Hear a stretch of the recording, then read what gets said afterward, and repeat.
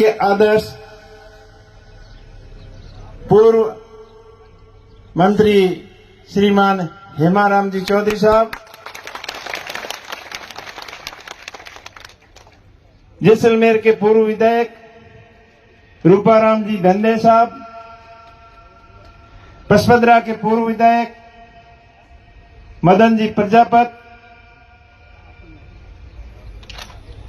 चौटन के पूर्व विधायक पद्माराम जी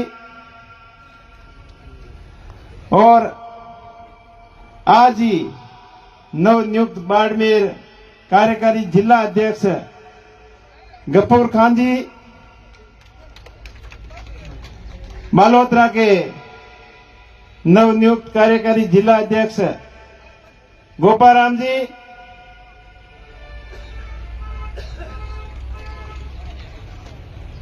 पीसीसी मेंबर आजाद सिंह जी, यहाँ के प्रधान साहिबा,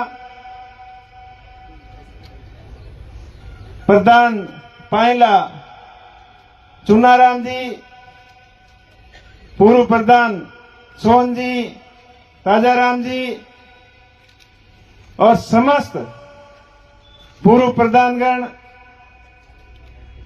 समस्त जिला परिषद सदस्य, समस्त पंचायत समिति सदस्य, समस्त सरपंचगण, समस्त कांग्रेस पार्टी के पदाधिकारीगण, आरएलपी पार्टी के भाई ताजाराम जी यहाँ के ब्लॉक अध्यक्ष, हरिराम जी जाजड़ा साहब, जयराम जी कुलदीप साहब, दिनेश जी कुलदीप साहब और समस्त, मेरे कहने में कोई गलती हो गई है तो सुनाराम जी आप बता देना, बट कोई सम्मानित मंच और दिनेश जी चौधरी ब्लॉक अध्यक्ष,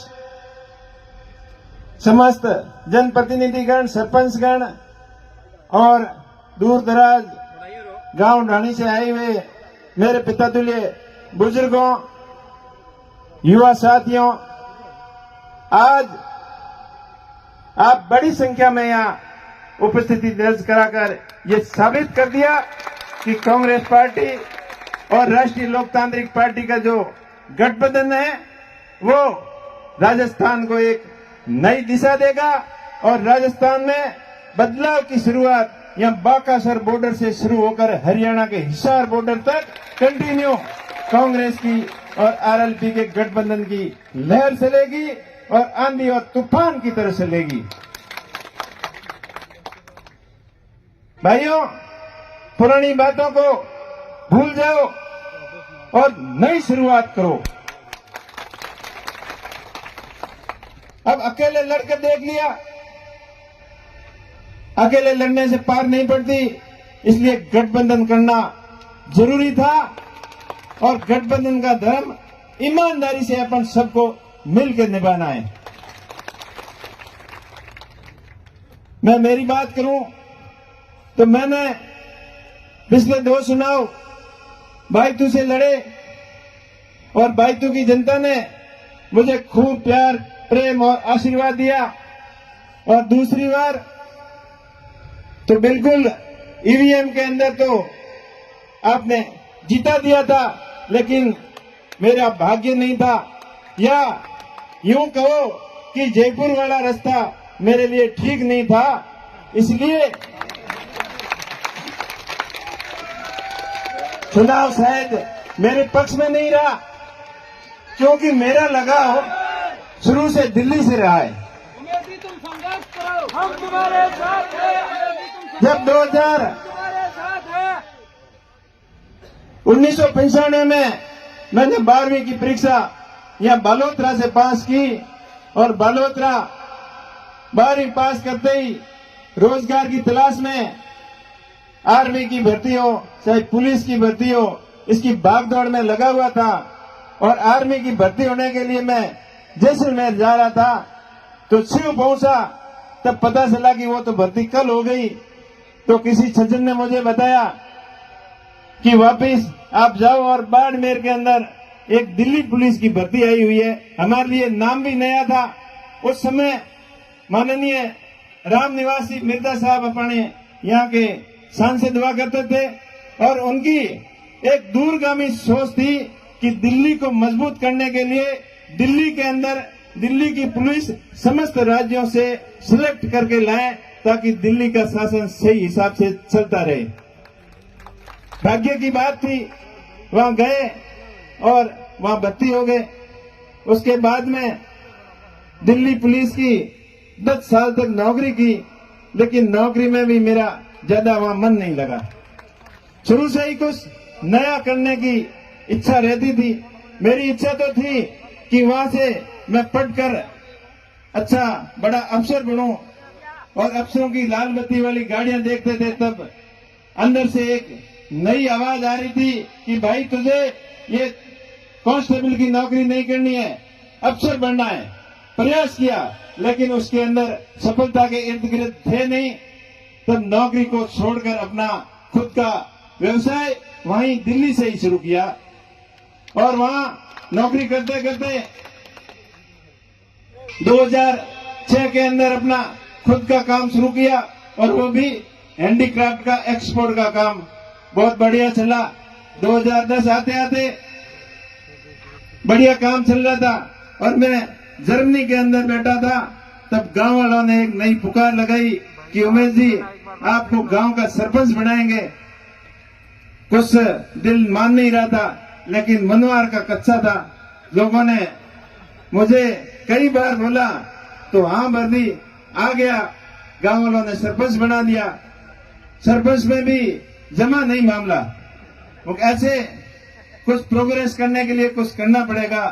तो काम थोड़ा डिस्टर्ब हुआ तो काम की नई लाइन पकड़ी, कंस्ट्रक्शन का काम शुरू किया और 2018 आते आते जब जयपुर के अंदर बहुत बड़ा एक रेला हुआ था, हनुमान जी ने किया था और उसमें सबसे ज्यादा भीड़ अपने बाड़मेर जिले से गई थी, तो वहां भी संभावनाएं देखकर कुछ अच्छा करने का था।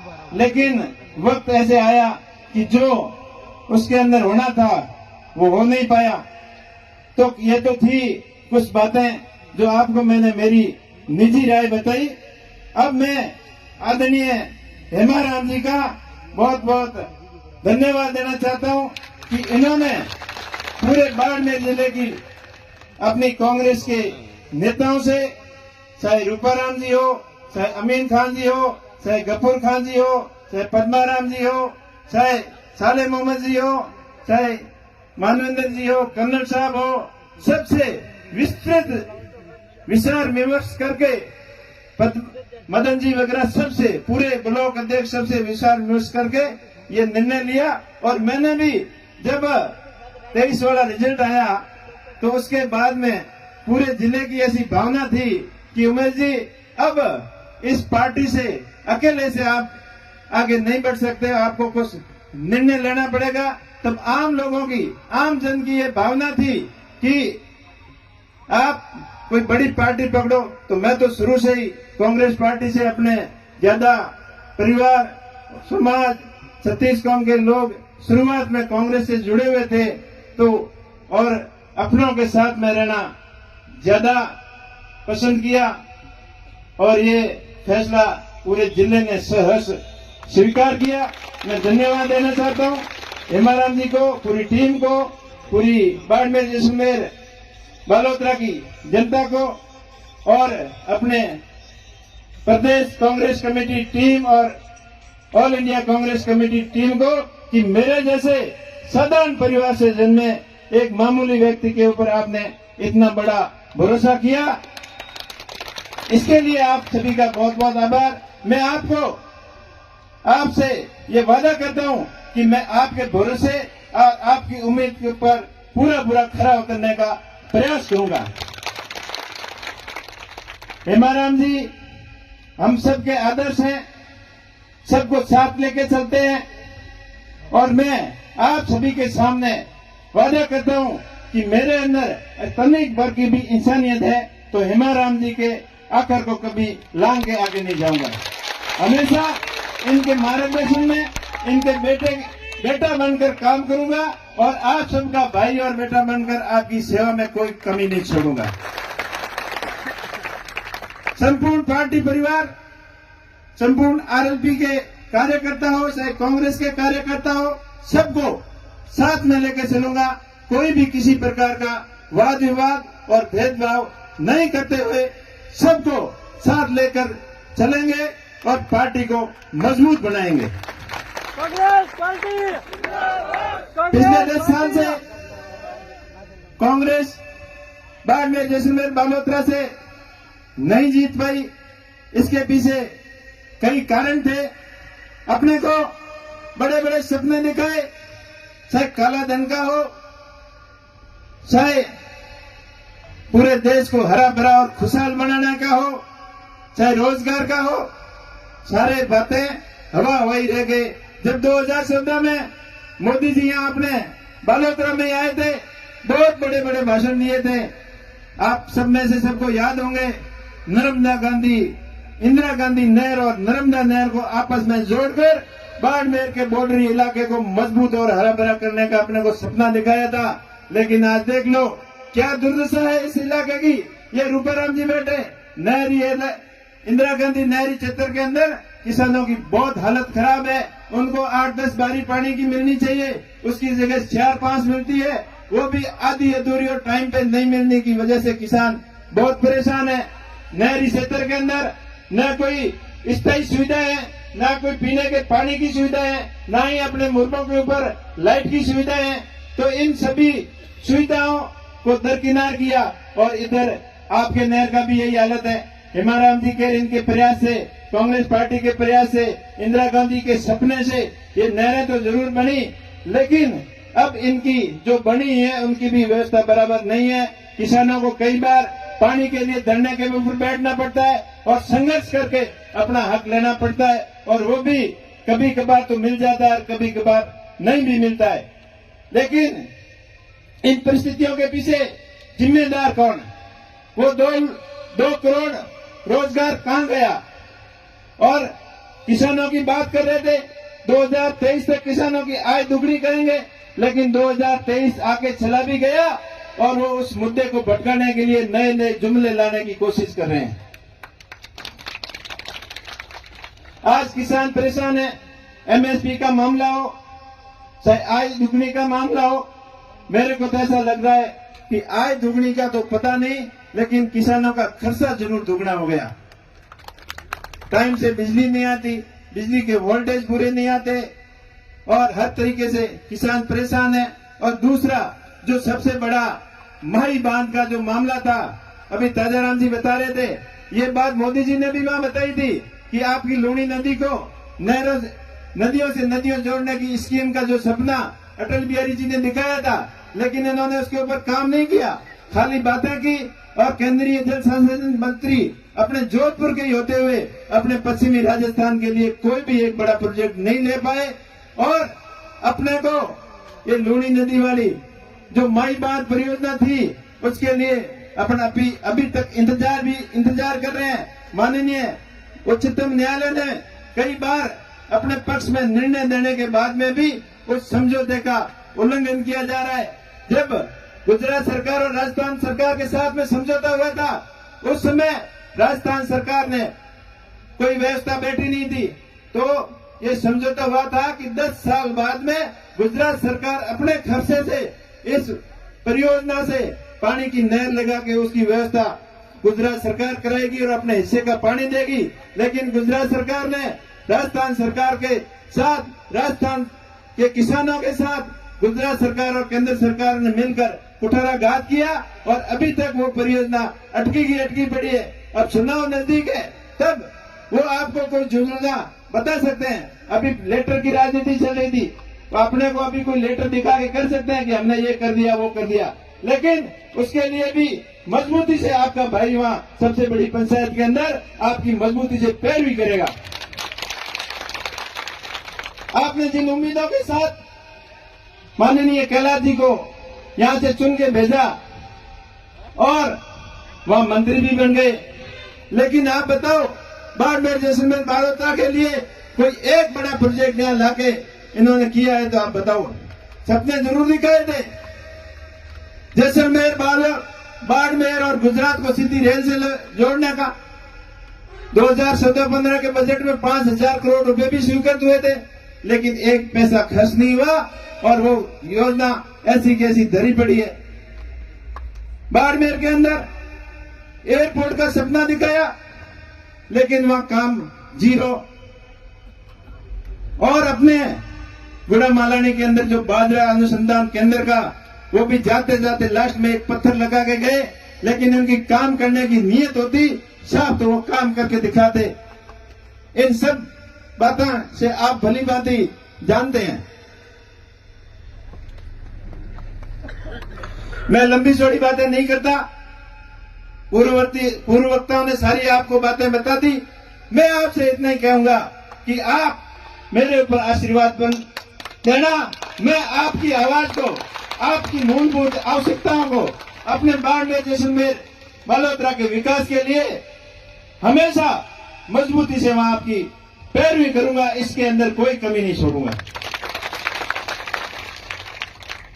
अपने एरिया सीमावर्ती क्षेत्र है, हमेशा अभावों से गुजरा है, अकालों की मार झेलनी पड़ी, आंधी, धूप और कड़ाके की ठंड का सामना सदियों से करता आया है। लेकिन अब धीरे धीरे कहते हैं नहीं, कुदरत हमेशा एक जैसी नहीं रहती, समय और परिस्थितियां बदलती रहती है।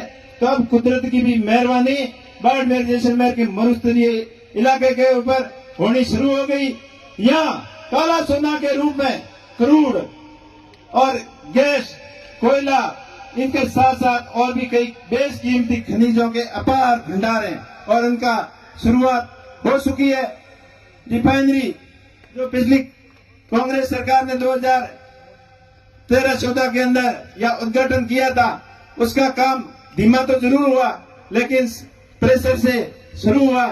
तो इसके बायो प्रोडक्ट हो, सोलर एंड विंड के प्रोजेक्ट हो, इसके संबंधित रिफाइनरी के बायो प्रोडक्ट, बाड़मेर, बालोतरा का कपड़ा उद्योग, सारे इन मामलों को लेकर मजबूती से पैरवी करेंगे और बाड़मेर, बालोतरा के कपड़ा उद्योग को नई ऊंचाइयों तक पहुंचाने का पूरा प्रयत्न करेंगे।